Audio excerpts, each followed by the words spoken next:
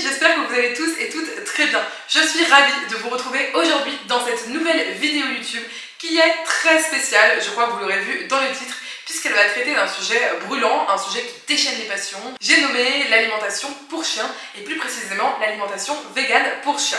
Donc on va commencer cette vidéo en bonne et due forme par un disclaimer, c'est vraiment très important pour moi de le faire car je tiens à ce que cette chaîne, à ce que cet endroit reste un espace bienveillant et courtois en commentaire.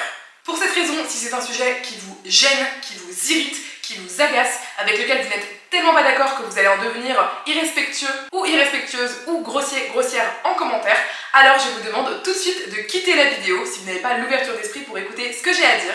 Sachez que tous les commentaires désobligeants, désagréables, impolis, insultants, etc. seront totalement supprimés de ma chaîne et après ça, vous serez banni en fait de ma chaîne, donc vous ne pourrez plus commenter d'autres vidéos.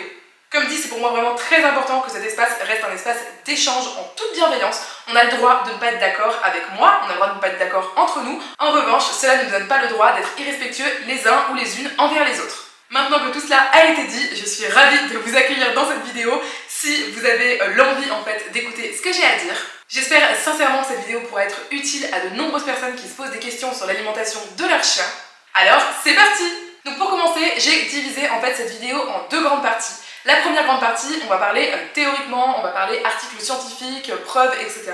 de qu'est-ce que c'est de nourrir son chien vegan, est-ce que c'est bon pour la santé de l'animal, est-ce que c'est bon pour l'environnement, est-ce que c'est bon d'un point de vue moral et éthique. C'est en gros le pourquoi. Et la deuxième partie, ce sera une partie beaucoup plus pratique où je vous montrerai une recette donc pour pouvoir donner à votre chien en tant que portion ménagère, en complément pourquoi pas de ses croquettes habituelles. De ce fait, on va aller d'abord sur le pourquoi et ensuite sur le comment. Bienvenue dans la première partie de cette vidéo. Donc la première partie de cette vidéo va traiter sur le sujet de pourquoi vouloir nourrir son chien vegan. Alors si vous me suivez depuis un certain temps, vous savez que je suis moi-même vegan de toute évidence. J'ai été végétarienne avant ça et je me suis posé de nombreuses questions sur mon alimentation, notre alimentation à la maison, comment choisir une alimentation qui nous corresponde le plus, que ce soit d'un point de vue santé, d'un point de vue environnemental, mais surtout d'un point de vue éthique, moral, animaux, etc. Lorsqu'on a souhaité adopter notre chienne, eh bien c'est nécessairement poser la question de l'alimentation pour notre chienne et c'est de là que j'ai commencé à faire des recherches un petit peu poussées pour savoir s'il était possible de nourrir un chien vegan, si cela allait altérer sa santé ou non. Et aujourd'hui, je vais pouvoir vous livrer un petit peu les recherches que j'ai faites, les conclusions que des scientifiques ont pu en tirer. Et donc on va commencer à se poser la question de qu'est-ce que c'est qu'une bonne alimentation pour un chien ou une chienne. Lorsque mon compagnon et moi nous sommes posés cette question, eh bien on en est venu à la conclusion qu'une alimentation qui était bonne pour notre chienne, qui était adéquate pour notre chienne, c'était à la fois une alimentation saine et équilibrée pour elle, qui lui permettait de vivre en bonne santé et dans la joie et la bonne humeur, j'ai envie de dire, le plus longtemps possible. Également une alimentation qui soit en plus de cela éthique et morale, et aussi bien évidemment une alimentation qui puisse être soutenable d'un point de vue environnemental. Voici ma définition pour qu'on parte un petit peu sur les mêmes bases de qu'est-ce qu'une alimentation idéale pour un chien ou une chienne. Une alimentation qui va être équilibrée, ça va être une alimentation qui va contenir en fait en elle-même tous les nutriments nécessaires à la bonne santé d'un individu. Ainsi, en faisant mes recherches, je me suis rendu compte que les chiens, tout comme les humains finalement, avaient besoin de nutriments spécifiques qui leur étaient propres. Et je me suis demandé comment est-ce que les chiens pouvaient avoir en fait ces nutriments, pouvaient obtenir ces nutriments. De là, je me suis rendu compte que certes, les chiens et les chiennes ont besoin de nutriments spécifiques et que ces nutriments pouvaient se trouver dans absolument toute l'alimentation, en fait, qu'elle soit animale, végétale ou même artificielle. En réalité, le chien et la chienne ont besoin de nutriments spécifiques, certes, mais pas d'aliments spécifiques. En fait, c'est assez logique. Si, en tant qu'individu, on a besoin par exemple de protéines, de vitamines, de minéraux, etc., on va aller chercher où est-ce qu'on peut trouver ces protéines, ces vitamines et ces minéraux dans l'alimentation. Étant donné que le chien peut digérer toutes sortes d'aliments, eh bien le chien pourra trouver ces nutriments à la fois dans la viande, à la fois dans des légumes, à la fois dans des céréales et également dans d'autres produits type vitamines, etc. Pour résumer, en fait, si vous voulez, un chien va avoir besoin de protéines, pas nécessairement de viande, puisque des protéines, que ce soit des protéines complètes ou incomplètes, on peut les trouver certes dans la viande, mais aussi dans les végétaux. Je tiens à préciser que je mettrai plein d'études scientifiques en description directement parce que de toute évidence, moi là, je vous donne en fait un petit peu les conclusions que j'en ai tirées des études que j'ai pu lire, mais également de ce livre qui est vraiment très bien fait, qui est basé sur des sources scientifiques aux éditions La Plage, qui s'appelle Mon chien est végétarien et il va très bien. Je pourrais vous en parler plus tard dans la vidéo, mais je vous conseille vraiment de vous procurer ce livre. C'est vraiment une bible qui vient un petit peu vulgariser toutes les informations pour pas que vous n'ayez à lire en fait un espèce d'énorme dictionnaire d'études scientifiques. Et cette vidéo, c'est comme pour ce livre, elle se veut en fait résumer toutes les informations importantes et vous donner toutes ces informations importantes pour que ce soit une bonne base pour vous, pour avoir des informations qui soient sourcées. Et ensuite, si vous souhaitez encore rechercher plus par vous-même, eh bien vous serez libre de le faire avec les sources que je mettrai en description. Donc maintenant qu'on a parlé du fait que les nutriments en fait pouvaient se trouver dans tout un tas d'aliments différents pour le chien, eh bien vous devez vous dire, mais en fait moi j'ai entendu dire que le chien était carnivore, notamment qu'il était carnivore opportuniste. Et donc peut-être que vous vous êtes posé la question, ou même peut-être que vous avez tiré une affirmation directement de ça, en disant, eh bien si le chien est un carnivore opportuniste, c'est-à-dire un carnivore non strict, eh bien il ne peut pas se passer de viande. Alors je trouve que c'est une question très intéressante, et je trouve ça super de pouvoir en parler avec vous aujourd'hui. Pour répondre à cette question, est-ce qu'un animal carnivore opportuniste peut être nourri vegan ou non? Eh bien il faut savoir s'intéresser à ces classifications en fait d'animaux. Donc on a la classification carnivore, on a la classification omnivore et on a la classification herbivore. Ce sont des classifications qui ont été créées par l'humain pour étudier et un petit peu mettre dans des cases en fait les animaux.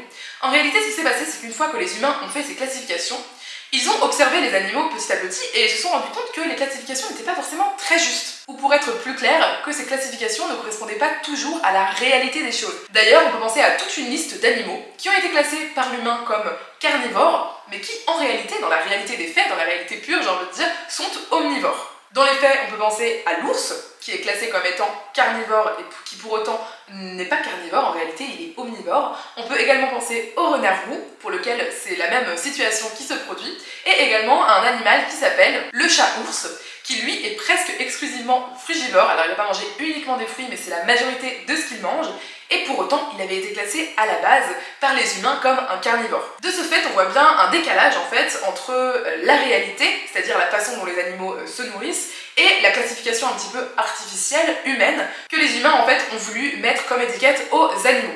Lorsque les humains se sont rendus compte de ça, ils se sont dit bon, il faut qu'on affine un petit peu nos catégorisations puisqu'elles ne sont plus justes. Et c'est là que l'humain s'est mis à créer en fait des nouvelles catégories, qui sont donc la catégorie, par exemple, au niveau des carnivores, ils ont dit bon bah il y a les carnivores stricts et il y a les carnivores non stricts, les carnivores souples, les carnivores opportunistes. Ceux-là, ils sont pas réellement carnivores. C'est-à-dire qu'ils sont en quelque sorte carnivores facultatifs. Finalement, on se rend donc compte que ces carnivores dits opportunistes ou facultatifs, etc., ce sont des animaux en fait qui en réalité peuvent assimiler des nutriments en provenance d'autre chose que de la viande. C'est pour ça que ce ne sont plus des carnivores stricts. Et de ce fait, on peut se poser la question, est-ce que finalement un carnivore opportuniste ou un carnivore facultatif est toujours un carnivore ou est-ce qu'il n'est pas du coup un omnivore? Puisqu'en fait on a une catégorisation d'animaux en fait qui peuvent se nourrir de viande mais qui peuvent aussi se nourrir d'autres choses, qui donc constituent en fait un bol alimentaire qui va être plus varié, qui va comprendre des végétaux, qui va comprendre des fruits, qui va comprendre d'autres choses, etc. Peut-être potentiellement même de l'amidon, des céréales, etc.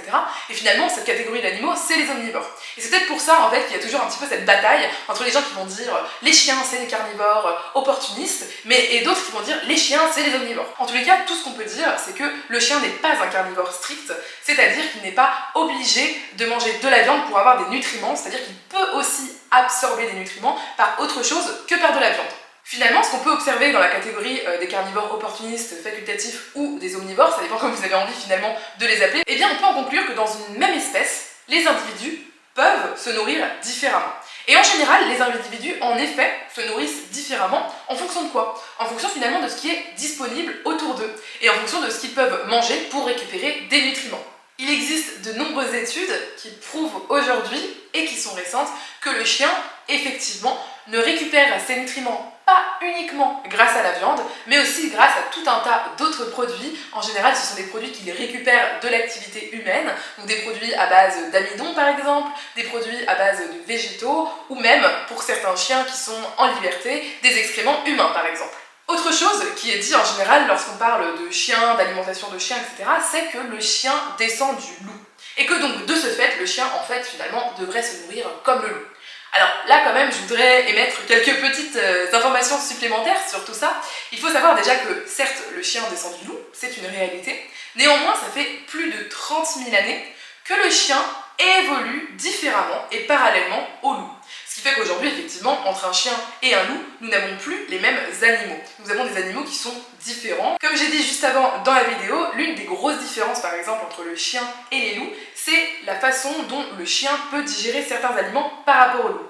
En fait, grâce à ces 30 000 ans d'évolution que le chien a de différentes par rapport au loup, eh bien le chien peut digérer l'amidon, il peut également digérer les légumes et les fruits, et de ce fait, il peut récupérer en fait des nutriments de ces aliments-là, ce qui n'est pas forcément le cas du loup qui va être sauvage.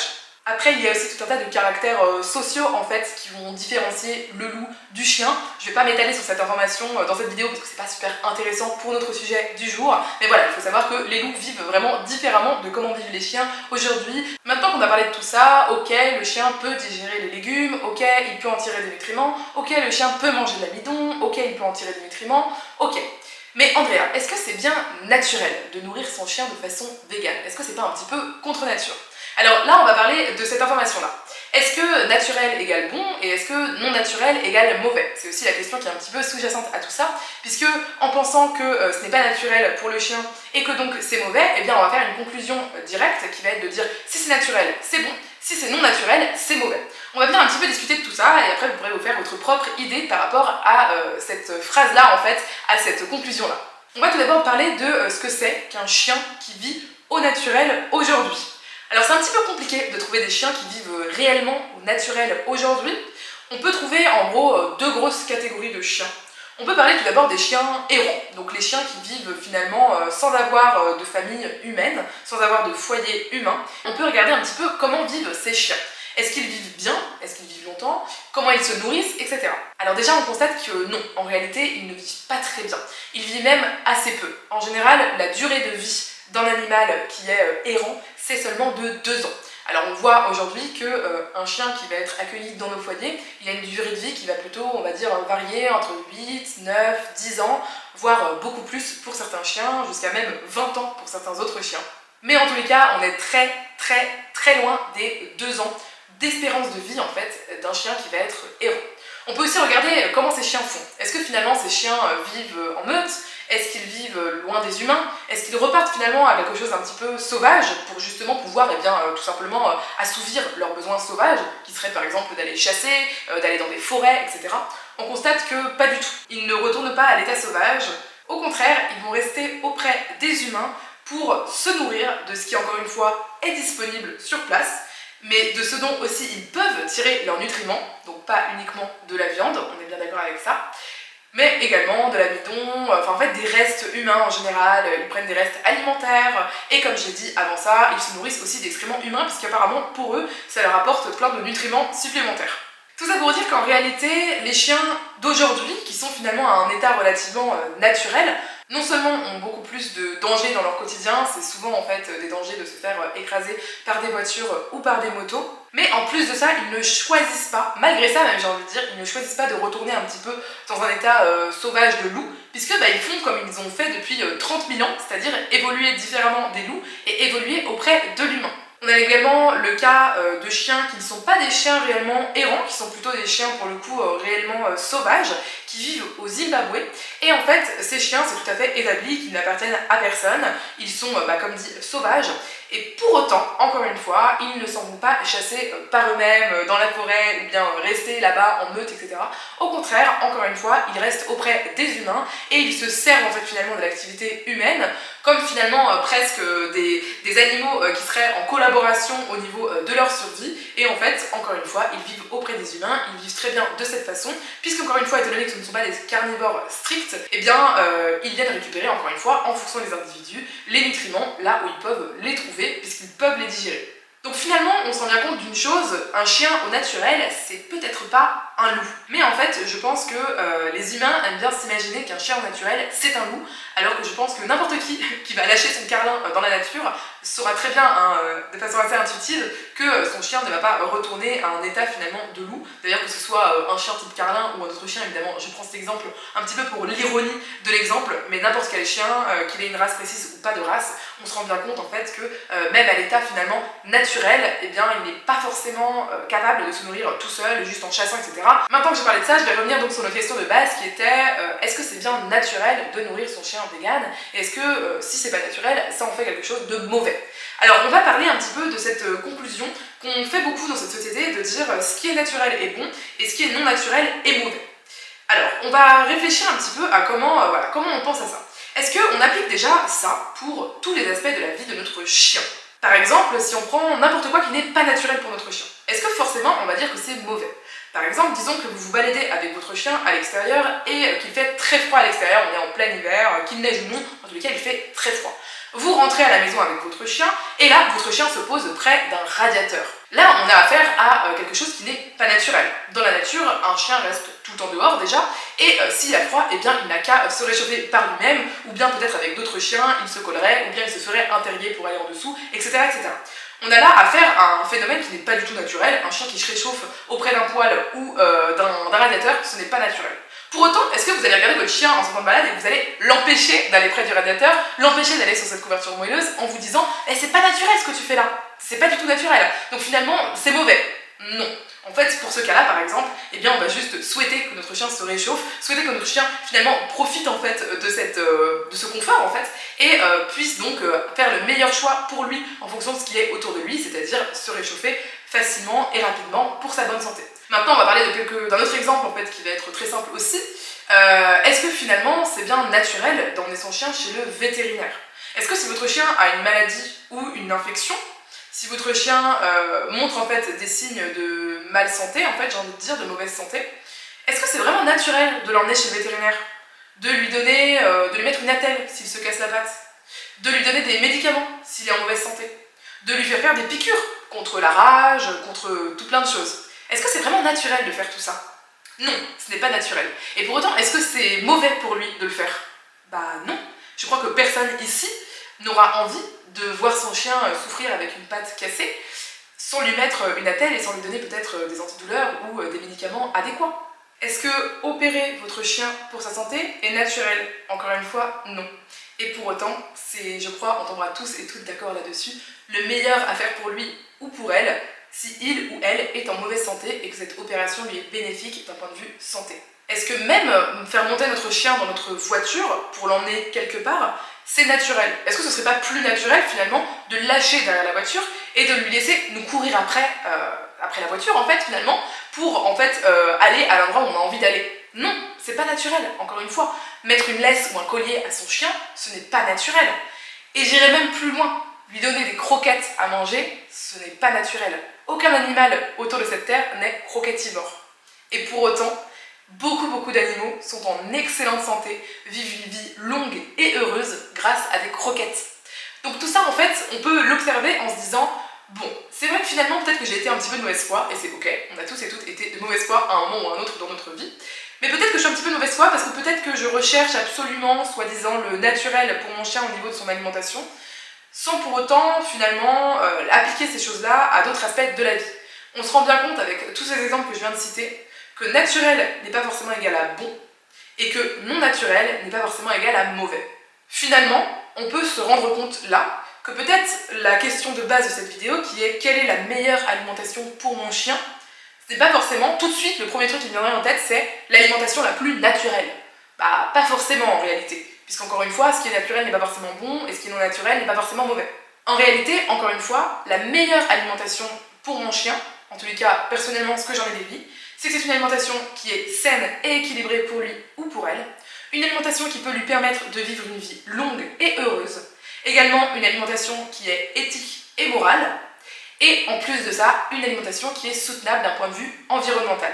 De nombreuses études scientifiques, même des méta-études scientifiques, qui ont été faites sur des milliers de chiens pendant des dizaines et des dizaines d'années, prouvent aujourd'hui qu'une alimentation végane est adaptée à la plupart des chiens, qu'elle correspond finalement à des nutriments que les chiens peuvent absorber pour être en excellente santé. Et il a été prouvé aujourd'hui que les chiens peuvent être nourris vegan de façon équilibrée. Attention, nourrir son chien vegan, ça ne veut pas dire le nourrir n'importe comment, ça veut aussi dire évidemment comme n'importe quelle alimentation, qu'elle soit omnivore, carnivore ou vegan, ça veut dire surveiller en fait les nutriments. Et bien cette alimentation va pouvoir remplir toutes les cases de ce qu'est une bonne alimentation pour votre chien.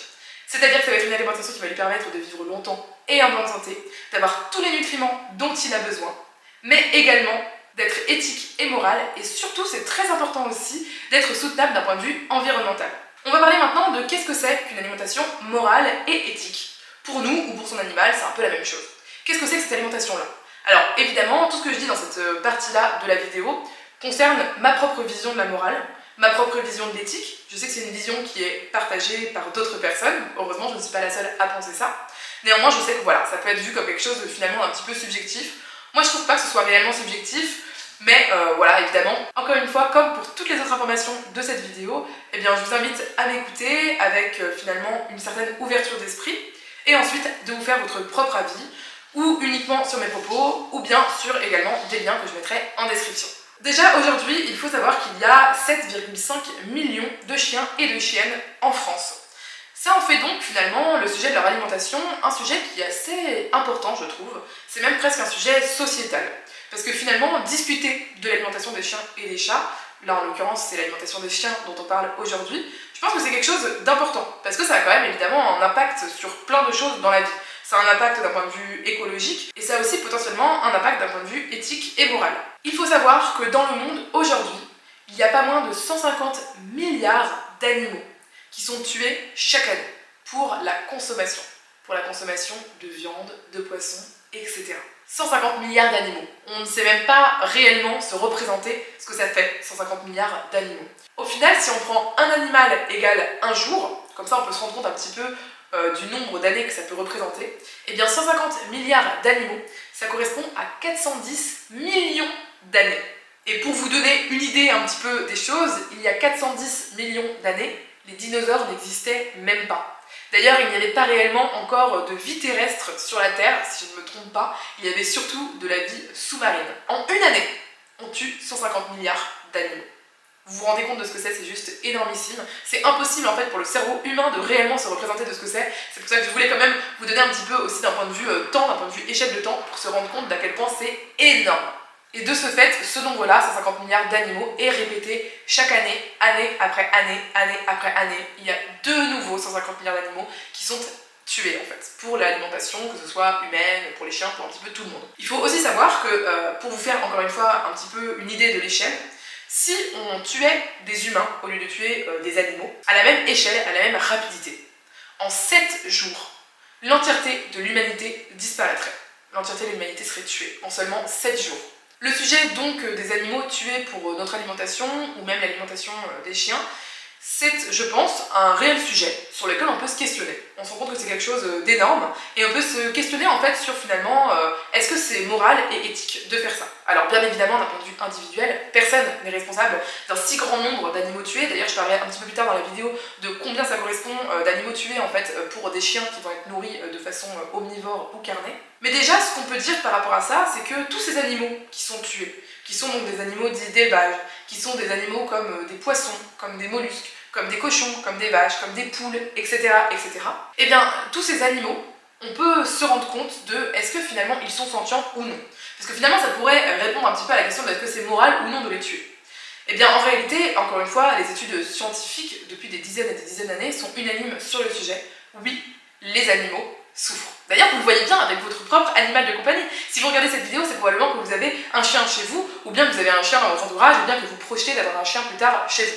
Vous savez très bien, si vous avez des animaux de compagnie, que ce soit chiens, chats, lapins, perroquets, hamsters, etc., vous savez très bien que ces animaux-là ont de la sentience, c'est-à-dire qu'ils ont la capacité de souffrir.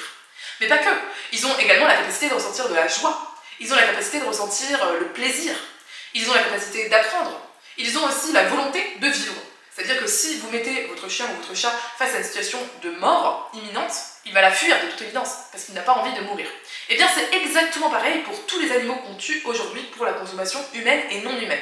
C'est-à-dire que finalement, tous ces animaux-là, que ce soit un chien, que ce soit un chat, que ce soit un lapin, que ce soit un cochon, que ce soit un cheval, que ce soit une vache, etc., etc., etc., que ce soit une poule, etc., et bien tous ces animaux ont un intérêt profond à vivre.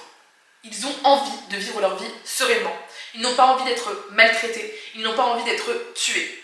Et moi, en fait, quand je me suis posé la question de l'alimentation de mon chien, j'ai souhaité élargir un petit peu mon cercle de compassion. Alors, qu'est-ce que c'est un cercle de compassion, finalement? Peut-être que vous vous êtes rendu compte que la première fois que vous avez eu un chien ou une chienne chez vous, eh bien, tout à coup, vous avez été plus sensible à peut-être la souffrance des chiens dans le monde. Peut-être que vous avez été plus sensible aux abandons des chiens. Peut-être que vous avez été plus sensible à la maltraitance des chiens. Et en fait, vous vous êtes rendu compte, peut-être finalement avec cette expérience, que votre cercle moral, certes, il comprenait à peu près les chiens de base, parce que c'est comme ça qu'on est éduqué, hein. On est éduqué en gros avec un cercle moral qui est de dire on a de l'empathie pour les autres humains, grosso modo, et puis ensuite on a des empathies pour les animaux de compagnie, et puis ensuite on a aussi de l'empathie pour les humains qui ne nous ressemblent pas, que ce soit des humains qui ont une origine ethnique différente de nous, qui ont un âge différent de nous, que ce soit des personnes âgées, des enfants, etc. Bref, on a notre cercle de compassion de base. Et puis, quand on avance dans la vie, parfois on élargit ce cercle de compassion, souvent par des expériences de vie. Donc comme je le dis, peut-être que si vous avez déjà eu un chien ou un chat chez vous, vous vous êtes rendu compte que vous avez élargi votre cercle de compassion aux chiens et aux chats. Vous n'avez pas envie de maltraiter votre chien ou votre chat. Tout comme vous n'avez pas envie de voir les autres chiens et les autres chats autour de cette terre être maltraités, être tués pour être mangés par exemple. Et bien finalement, lorsqu'on se pose la question de devenir végétarien ou vegan, on va encore une fois élargir ce cercle de compassion à encore d'autres animaux. Parce que finalement, on va se rendre compte que à la base, on s'est dit, finalement, je souffre, le chien souffre, j'ai de la joie à vivre, mon chien a de la joie à vivre, donc j'ai une part de similitude, aussi une part de différence évidemment, mais une part de similitude avec mon chien. C'est ce qui a fait en général qu'on a élargi notre cercle de compassion à notre chien. Et en fait, lorsqu'on se pose la question des autres animaux, qu'on étudie un petit peu leur comportement, leur intérêt à vivre ou non, leur faculté à souffrir et à avoir de la joie ou non, etc., eh bien, on se rend compte finalement que les autres animaux sont quand même très similaires aussi à notre chien. C'est-à-dire qu'entre une poule, un chien, une vache, un poisson et un cheval, tous et toutes vont ressentir de la joie, de la souffrance, de l'intérêt à vivre, de l'intérêt à fuir en fait la maltraitance, etc., etc. Et donc en fait, qu'est-ce qui est finalement moral et éthique dans ce cadre-là? Est-ce que ce qui est moral et éthique, c'est pas finalement de se dire si on a le choix? C'est-à-dire que dans le cadre où on a le choix de se nourrir différemment que uniquement avec de la viande. Donc finalement, si on a le choix de se passer de viande pour avoir nos nutriments essentiels à notre survie et à notre bonne santé et à notre bonheur également. Si on a le choix, qu'est-ce qui est plus éthique et plus moral de faire? Est-ce que, ok, j'ai le choix, mais je vais quand même continuer à choisir en fait que mes choix alimentaires impactent négativement avec de la souffrance, avec de la maltraitance, avec des abattoirs d'autres animaux? Ou est-ce que je vais plutôt faire le choix de dire finalement je peux vivre sans, donc je vais vivre sans? Et de ce fait, je vais exclure de par mes achats, de par comment en fait j'ai envie de créer le monde autour de moi, je vais exclure cette souffrance-là. Je vais pas y participer. Parce que moi, ça me paraît ni éthique ni moral, dans mon propre cercle de compassion, d'exclure certains animaux sous prétexte que je ne les connais pas, sous prétexte que je ne recherche pas sur eux, en fait, finalement, avec la littérature scientifique qu'on a autour de nous, est-ce qu'ils souffrent, est-ce qu'ils ont intérêt à vivre, etc. Ou sous prétexte que je ne les connais pas. Est-ce que finalement, ne pas connaître un animal, ça justifie le fait de payer pour sa maltraitance? Est-ce que si votre chien pouvait se nourrir de viande de chat, ce qui est probablement possible, hein, par ailleurs, le chien peut probablement se nourrir de viande de chat, est-ce que, parce qu'il peut le faire, vous allez vous dire, du coup ça justifie le fait que moi je donne mon argent pour que quelque part dans le monde, des chats soient emmenés à l'abattoir et soient transformés en morceaux de viande ou en croquettes pour que je nourrisse mon chien? Je peux le faire. Ou imaginons hypothétiquement que je puisse le faire. Est-ce que ça rend cela ok? Est-ce que parce que je peux le faire, je dois le faire? Est-ce que ça rend cela éthique ou moral selon moi ou selon vous? Tout ça, c'est des questions qu'on peut se poser. Et si on se la pose pour les chats, par exemple, vis-à-vis du fait que les chiens pourraient manger de la viande de chat, ça se pose également pour les cochons, ça se pose également pour les poulets, ça se pose également pour le saumon, etc., etc. Il faut savoir qu'il a été prouvé qu'un chien de taille moyenne, donc en gros d'environ 15 kg, s'il vit jusqu'à 12 ans, il mangera sur toute sa vie 480 poulets, ou 590 s'il est nourri en barf, 480 s'il est nourri en croquettes. Ça correspond à 480 individus. Alors encore une fois, je sais qu'on ne valorise pas tellement la vie d'une poule, la vie d'un poulet, on se dit oui, bon, c'est pas grand chose. Dites-vous que cet animal a tout autant d'intérêt à vivre, tout autant de souffrance, tout autant de joie face aux stimuli positifs que votre chien. Et là, on prend 480 individus qui ont été tués pour votre chien de taille moyenne s'il est nourri avec des croquettes, et ça monte à 590 s'il est nourri en barf. Maintenant, si on prend un grand chien, type Rottweiler, et bien forcément, ce chiffre va encore monter. Encore une fois, s'il vit 12 ans, et bien là, on arrive à 1200 poulets qui auront été tués sur sa vie juste pour nourrir ce chien.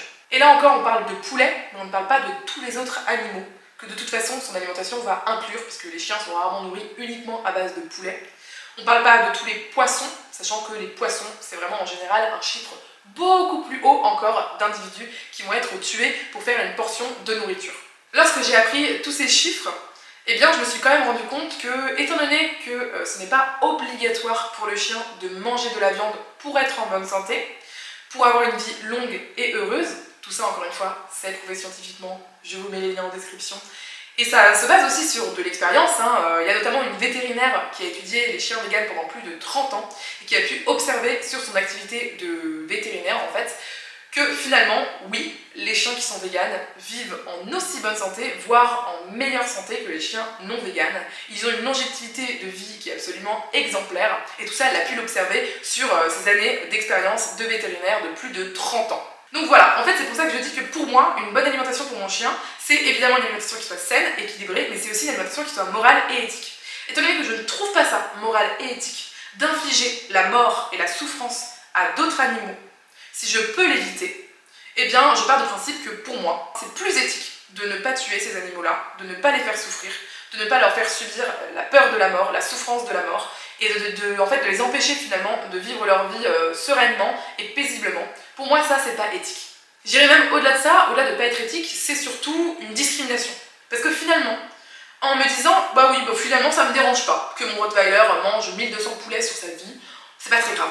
Eh bien, qu'est-ce que je fais en pensant ça? Je fais tout simplement une discrimination. C'est-à-dire je discrimine en fait tout simplement les poules, que je mets vraiment beaucoup plus bas, par rapport à mon chien, mon Rottweiler, mon grand chien. Je vais vers une vraie discrimination, et cette discrimination, elle va aboutir sur quoi? Elle va aboutir sur la maltraitance et la mort des animaux que j'ai discriminés, donc ici des poules. Cette discrimination en fait elle porte un nom, ça s'appelle le spécisme. Encore une fois, je vous laisserai faire des recherches spécifiquement sur qu'est-ce que c'est que le spécisme, qu'est-ce qui en découle, etc. Mais le spécisme, c'est vraiment une discrimination qui est très meurtrière, comme vous avez pu le voir, on a parlé de chiffres plus haut dans cette vidéo. Et pour moi, le spécisme, c'est une discrimination qui est à abolir, au même titre que le sexisme ou au même titre que le racisme. Parce que toutes ces discriminations, elles se mettent dans nos quotidiens, elles s'insinuent un petit peu dans nos cerveaux. Elles nous paraissent finalement, au final, normales en fait. Finalement, c'est pas si grave de tuer des poulets et tout, c'est pas très grave. Et en fait, elles se basent sur des choses culturelles qui peuvent être mises en question grâce à une évolution aussi de notre propre personne, de la société, etc.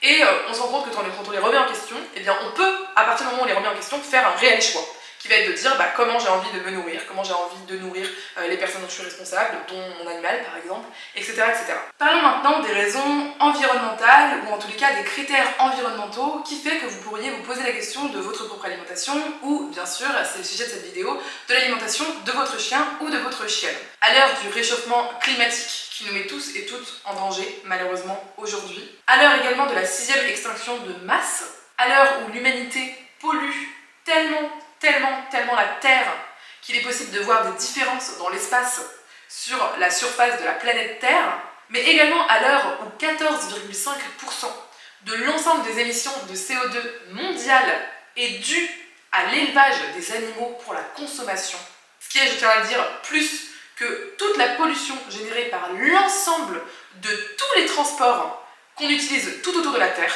À l'heure d'aujourd'hui, donc, j'ai envie de se dire, je trouve que le sujet environnemental, lorsqu'on se pose des questions de choix en fait de vie, est un sujet important à prendre en compte. D'ailleurs, on sait aujourd'hui, grâce à une méta-étude scientifique très sérieuse, qu'il est possible de réduire notre propre impact en tant qu'humain au niveau de notre empreinte en fait liée à notre alimentation de 73% en passant d'un régime omnivore à un régime vegan.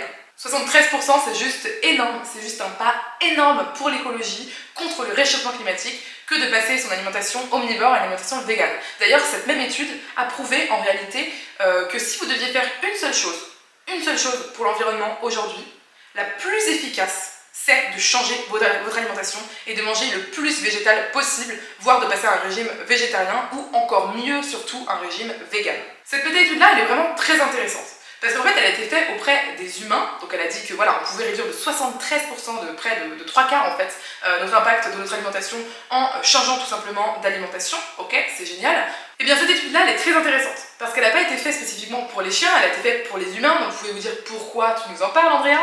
Eh bien je vous en parle parce que même si elle a été faite pour les humains, il a aussi été prouvé que pour les chiens, il était encore plus intéressant que pour les humains de passer à un régime végétal d'un point de vue impact carbone diminué. Pourquoi? Parce qu'il a été prouvé que, en fait, finalement, l'impact en végétalisant l'alimentation d'un chien, donc je tiens à dire par exemple qu'un Rottweiler va avoir le même impact écologique le même impact en fait de production de CO2 sur son alimentation qu'un humain, hein. Donc c'est vraiment énorme. Ça veut dire qu'en fait finalement, en végétalisant l'alimentation d'un Rottweiler, vous allez avoir un meilleur impact écologique qu'en végétalisant l'alimentation d'un humain, ce qui est quand même beaucoup plus simple, hein, d'aller végétaliser l'alimentation d'un chien que de végétaliser l'alimentation d'un humain. Pourquoi? Parce qu'en fait de base, les chiens, lorsqu'ils sont nourris omnivores, vont avoir encore plus de viande dans leur alimentation, c'est la viande en général qui pose problème d'un point de vue environnemental, que en fait tout simplement les humains. Donc c'est pour ça que l'impact est encore plus grand pour les chiens. Finalement, la conclusion de ce chapitre, c'est que nourrir votre chien vegan, c'est peut-être un petit pas pour vous finalement. Je pense que le plus grand pas, il est vraiment psychologique, il est vraiment sur la recherche de l'information, sur le fait d'être soi-même, voilà, d'accord en fait avec le fait que c'est ok de nourrir un chien vegan. Et finalement, le pas en fait pour vous, il est facile, il est simple, et pour autant, pour l'environnement, il est énorme. On passe maintenant à la deuxième grande partie, au deuxième grand chapitre de cette vidéo. Comment on fait concrètement? Alors je ne vais pas pouvoir vous donner toutes les informations encore une fois dans cette vidéo, mais en gros il y a deux solutions pour nourrir son chien vegan. C'est un peu les mêmes solutions que lorsqu'on nourrit son chien non vegan. La première solution, ça va être de le nourrir grâce à des croquettes. C'est une solution qui est assez safe, qui demande aussi très peu de charge mentale et qui est assez facile à mettre en place. Pourquoi? Parce qu'en fait les croquettes véganes, eh bien ce qui est génial, c'est que ces croquettes ont été étudiées pour être directement équilibrées, pour être directement en fait finalement un aliment vraiment complet pour votre chien ou votre chienne. Ce qui fait que vous n'avez pas besoin de chercher en fait un petit peu à équilibrer son assiette, à équilibrer son bol alimentaire, parce que tout est déjà fait pour vous. Donc les marques, moi, que je vais vous conseiller pour votre chien ou votre chienne, encore une fois, c'est à vérifier avec votre vétérinaire si vous le souhaitez lui en parler. Donc je ne l'ai pas encore dit dans cette vidéo, mais de toute évidence, je ne suis pas vétérinaire, je n'ai pas de formation vétérinaire, je ne suis donc pas une professionnelle de la santé. Et de ce fait, tout ce que je dis, de toute évidence, est à prendre avec des pincettes, à vérifier par vous-même si vous avez envie de le vérifier par vous-même, à aller voir les liens que je mets en description. Mais en tout cas, tout ce que je peux vous conseiller par rapport à l'alimentation, qu'elle soit végane ou non végane pour votre chien, c'est de prendre des informations auprès de votre vétérinaire. Alors, il faut juste savoir que le spécisme est extrêmement présent dans notre société, également qu'il y a eu un énorme lobbying de la part des marques aujourd'hui, puisqu'elles ont tout intérêt à récupérer en fait les déchets d'abattoirs et à les mettre dans les croquettes. Je pense que vraiment le mieux, c'est de vous conseiller d'aller voir le groupe Facebook que je vous mets en description de cette vidéo. Il y a un groupe Facebook vraiment très bien fait sur les chiens végétaliens, avec des personnes qui ont des chiens qui souhaitent nourrir végétalien et qui peuvent vous donner des tips au niveau des vétérinaires, etc. Mais dans tous les cas, je vous conseille quand même de vous reporter à un professionnel. Et je vous conseille aussi, que votre chien soit vegan ou non d'ailleurs, encore une fois on le dit jamais pour les chiens non véganes, mais c'est la même chose, de faire un bilan sanguin en fait, enfin un bilan sanguin, un bilan de santé pardon, je sais pas si ça passe par un bilan sanguin, je pense que oui, tous les ans à votre chien ou votre chienne pour vérifier que tout va bien d'un point de vue nutriments, que vraiment voilà, il est équilibré, etc. C'est toujours bien pour votre chien d'un point de vue perso, parce que les chiens sont tous et toutes différentes, de en fait vérifier tout ça tous les ans. Donc au niveau des marques que nous on a testé à la maison, que en fait j'ai eu des retours également positifs de la part d'autres personnes, il y a la marque Benovo, donc ça c'est super, en plus ils font aussi des croquettes pour chiots spécialement, donc c'est top, comme ça il y a des croquettes aussi spécifiques si vous avez un chien en pleine croissance. Il y a également la marque Ami, la marque Veg, donc c'est la contraction de vegan, non, Vegetal Ethical Gourmet, la marque VegDog, la marque Greta, et il y a encore plein d'autres marques d'alimentation végane pour chiens. De toute façon, je vous mettrai également en description les sites que personnellement j'utilise, que vous pouvez utiliser pour commander en fait directement l'alimentation végane de votre chien et la recevoir chez vous. Vous allez voir, il y a plein de choses dessus, il n'y a pas que des marques de croquettes, il y a également des marques de gourmandises, parce que si vous avez un chien ou une chienne chez vous, vous savez très bien que il ou elle ne mange pas uniquement des croquettes, il mange aussi des petits snacks en plus, des petites gourmandises, des petites choses si vous souhaitez lui donner en plus. Il va également croquer potentiellement des os, donc ça c'est des questions aussi qu'on se pose lorsque on nourrit notre chien vegan. Il existe des os faits à base de riz ou de patates douces, etc. C'est très rigolo, vous allez voir, que vous pouvez donner à votre chien ou votre chienne pour le faire mastiquer. Au niveau vraiment, voilà, si votre chien fait ses dents ou s'il a besoin de ronger, ce qui est un peu un besoin un peu pour tous les chiens je crois, et bien vous pouvez également lui donner des bâtons en bois qui sont safe pour lui. Bon voilà, tout ça c'est des petits détails que je ne vais pas vraiment détailler dans cette vidéo parce que je pense que la vidéo est déjà assez longue, mais si vous voulez me poser des questions sur tout ça, vous savez où me trouver, que ce soit en commentaire de cette vidéo ou bien sur Instagram. Voilà, j'espère avoir traité à peu près tous les sujets essentiels sur les sujets de l'alimentation végane pour chien ou pour chienne. Je crois que vous l'avez compris, si je vous en parle aujourd'hui, c'est qu'à la maison, on a testé et approuvé ce mode de vie pour notre chienne qui est en parfaite santé, qui est heureuse au possible, qui est épanouie. C'est vraiment un plaisir d'ailleurs de la voir de plus en plus en bonne santé puisque c'est une chienne qu'on a adoptée de Roumanie et donc on voit en fait qu'elle est de mieux en mieux dans ses pattes et dans sa tête. Je crois qu'il faut vraiment combattre les préjugés, les les présupposés, les prépensés, aussi toutes les choses qui nous ont été rentrées dans le cerveau, parfois pas pour des raisons juste en fait de vérité des choses, de science, etc. mais plutôt pour des raisons en fait de lobbying de marque, ou bien de marketing, de pub, etc. ou encore de culture en fait tout simplement. Je sais que le sujet de l'alimentation végane pour chiens c'est un sujet hautement sensible et sincèrement ça ne fait pas plaisir de savoir que je vais me faire agresser potentiellement sur plusieurs plateformes de mes réseaux sociaux. Mais voilà, sachez que je suis quand même prête à le faire parce que je sais que vous êtes nombreuses et nombreux à vous poser la question également et pas à avoir le temps parce que moi ça m'a demandé mais des heures, des dizaines d'heures, je crois que j'ai passé au moins 35 heures de recherche sur cette vidéo uniquement voilà, pour rechercher les choses, pour prendre des notes, etc. Mais en tous les cas, mon objectif avec cette vidéo c'était vraiment de vous donner eh bien, tout simplement un espèce de couteau suisse sur quelles sont les raisons pour lesquelles on peut vouloir nourrir son chien vegan. Est-ce que c'est safe, est-ce que c'est de la maltraitance, est-ce que son contraire c'est de la bientraitance, etc. J'espère y avoir répondu. Et maintenant, on va se retrouver tout de suite dans une autre partie de la vidéo où je vais vous montrer une recette qui est parfaitement équilibrée pour votre chien en tant que ration ménagère. Donc je l'ai dit un peu plus tôt dans la vidéo, les rations ménagères c'est très cool pour votre chien. Si vous souhaitez le nourrir uniquement de rations ménagères, c'est possible même en vegan. Néanmoins, attention quand même avec ça, il faut faire très attention. On ne peut pas nourrir son chien, que ce soit vegan ou non vegan, à l'aveuglette. Il faut vraiment voilà, être précis et précise dans ce qu'on lui donne. C'est pour ça que dans la recette que je vais vous livrer juste après, il y aura des grammages très précis, des aliments précis, etc. Informez-vous aussi sur ce qu'il est possible de donner à votre chien ou non. Il y a des listes en fait qui sont très faciles, qui sont très bien. Il y a des choses qui sont pas safe à donner à votre chien ou à votre chienne, donc c'est important de le savoir. Et au contraire, il y a des choses qui sont très bonnes pour lui ou pour elle, qui pourra bénéficier grandement pour sa santé. Et c'est également listé dans ce livre et autre part sur internet. Toutes les infos qui ne sont pas sourcées, que vous voyez sur internet, etc. Je vous invite encore une fois, avant de l'appliquer sur votre chien, à vous informer auprès de professionnels de santé canine. Ce que j'adore aussi dans ce livre et ce que je trouve très agréable, très doux et même rassurant, c'est qu'il y a énormément, il y a des dizaines de portraits de chiens et de chiennes qui mangent vegan depuis très longtemps en fait et qui sont en parfaite santé. Donc il y a un petit peu la preuve par l'exemple que les chiens peuvent manger vegan et être en excellente santé. La recette de repas complet que je vais vous livrer aujourd'hui se trouve à la page 95 de ce livre. Donc mon chien est végétarien et il va très bien. Et justement ce que j'adore c'est que c'est un repas qui est donné à un chien qui est vegan depuis 12 ans et demi, qui a aujourd'hui 15 ans, qui est encore en parfaite santé pour son âge et qui du coup mange au quotidien cette portion ménagère. Donc si vous avez envie de vous lancer dans les portions ménagères pour votre chien ou votre chienne, eh bien je vais vous livrer cette recette qui par ailleurs je tiens à le préciser est déjà disponible sur internet, elle est déjà disponible vraiment sur le site internet de la maison d'édition La Plage. Allez c'est parti, on se rend en cuisine.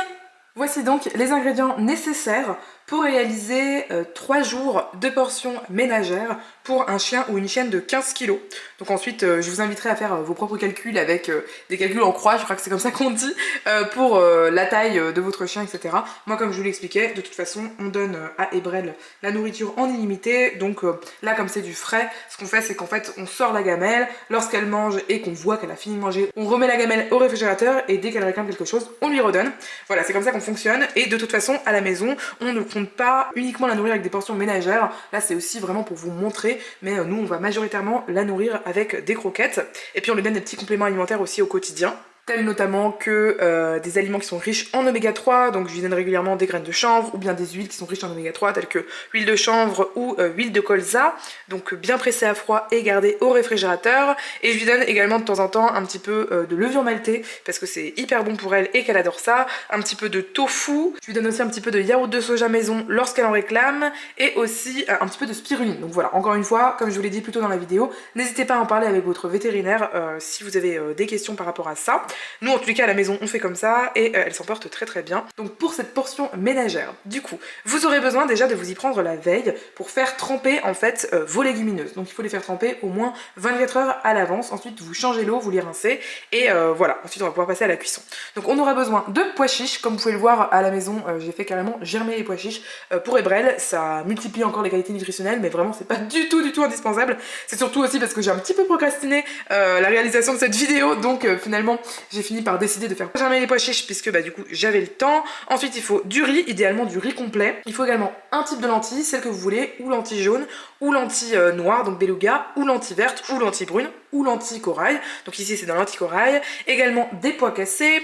Il faudra du tofu. Vous pouvez prendre du tofu fumé ou du tofu blanc. C'est vrai que les chiens adorent le tofu de façon générale. Il faudra également 150 g de légumes. Dans tous les cas je vous mettrai la recette en description précise parce qu'il y a aussi des petits changements que vous pouvez faire en fait en fonction des légumes, en fonction de certaines autres choses qui sont un petit peu substituables en fait en fonction de ce que vous avez chez vous, et aussi pour la variété pour votre chien ça peut être pas mal. Donc ici j'ai 3 légumes qui sont safe pour Ebrel, pour les chiens de façon générale. Après il faut vérifier aussi à chaque fois si votre chien n'est pas allergique à quelque chose. Donc ici j'ai du céleri, de la carotte et de la patate douce. Dans tous les cas il faudra à peu près la moitié seulement de ce que je vous montre là pour la portion de ces 3 jours. Très important, il faut toujours un complément alimentaire vegan pour les portions ménagères de votre chien ou votre chienne.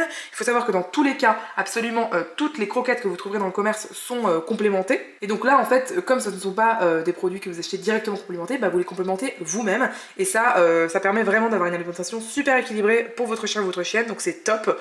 Donc moi je l'ai acheté sur le site que je vous linkerai en description. On prendra également des graines de lin qui sont mixées, donc ça c'est pour les oméga 3 notamment, également de la levure maltée du coup, des graines de chanvre, ça c'est facultatif, aussi une huile du coup riche en oméga 3, ou bien une huile de tournesol, c'est aussi adapté pour les chiens, mais moi je préfère toujours lui donner quelque chose qui soit riche en oméga 3, et ça c'est un petit peu facultatif, mais les chiens adorent au niveau du goût. C'est vraiment une petite lichette de sauce soja, vraiment pas beaucoup, mais un tout petit peu, ils adorent ça. Et ensuite au plus de ça, il y a des ingrédients facultatifs qui apporteront encore plus de nutrition, que j'ajouterai après, mais je vous les montrerai du coup au moment venu. Dans une grande casserole, on va venir faire cuire tout d'abord nos pois chiches. Donc je les ai rincés et égouttés avec les pois cassés qu'on a fait tremper du coup comme je vous l'ai dit tout à l'heure et que j'ai également rincés et égouttés. On ajoute de l'eau idéalement tiède ou froide si vous n'avez pas d'eau tiède, mais moi je la fais bouillir à la bouilloire et ensuite j'attends qu'elle refroidisse pour la mettre.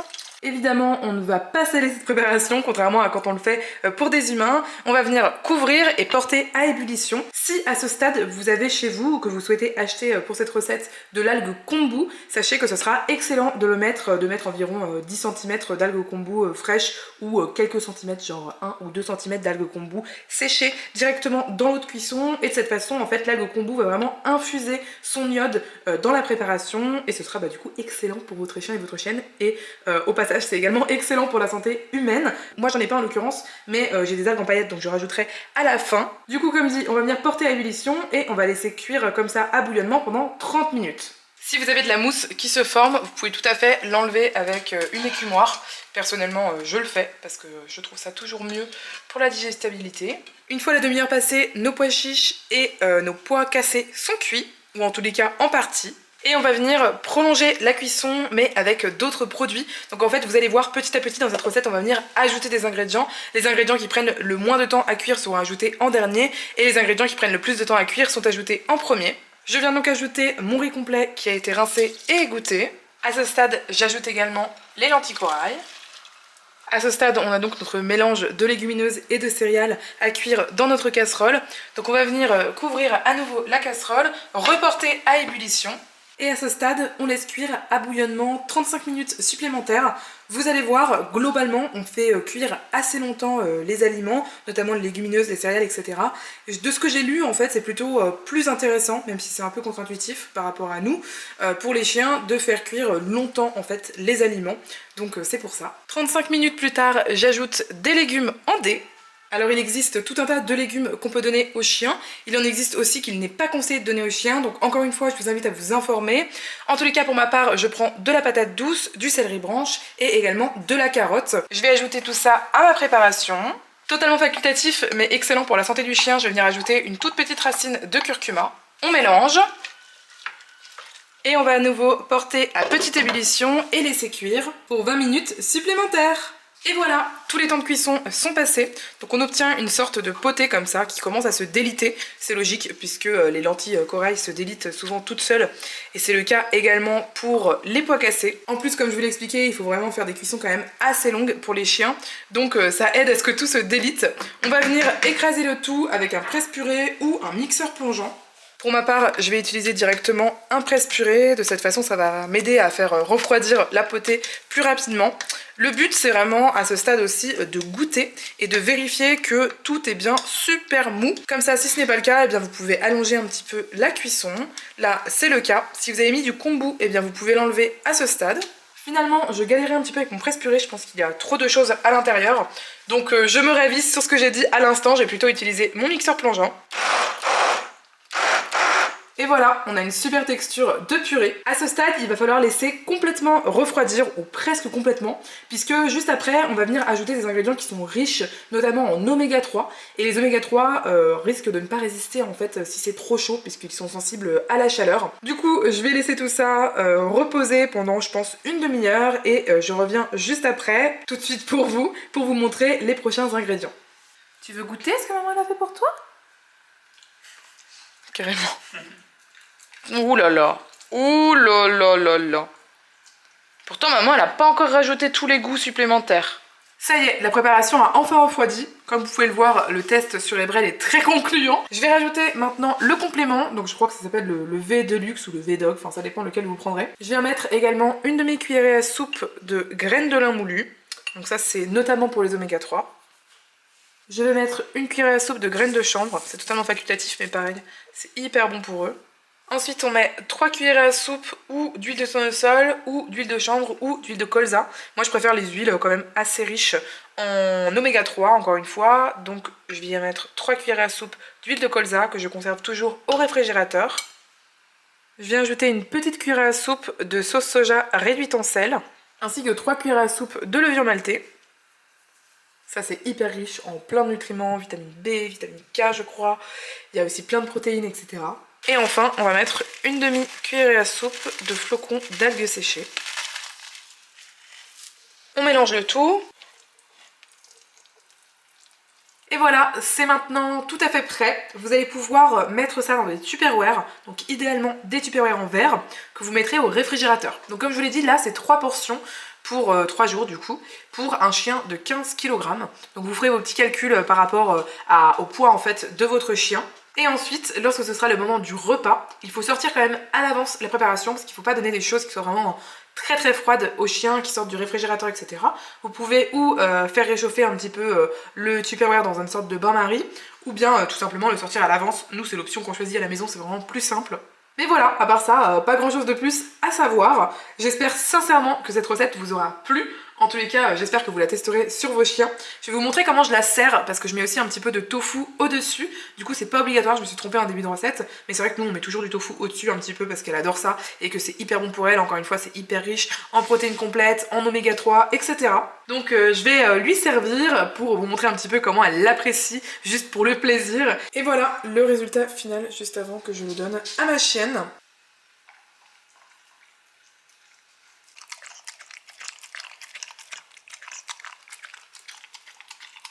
Et voilà, bon appétit Brel. Et voilà, normalement à la fin de cette vidéo, vous devriez avoir quelques pistes de réflexion et également des astuces concrètes pour nourrir votre chien vegan. J'espère sincèrement que cette vidéo vous aura plu. Surtout, n'hésitez pas à mettre un petit pouce en l'air et également à me poser vos questions ou à me donner vos impressions sur cette vidéo en commentaire. C'est vraiment très important pour moi pour soutenir mon travail. J'ai déjà super hâte de vous retrouver dans une prochaine vidéo et d'ici là, je vous dis à bientôt!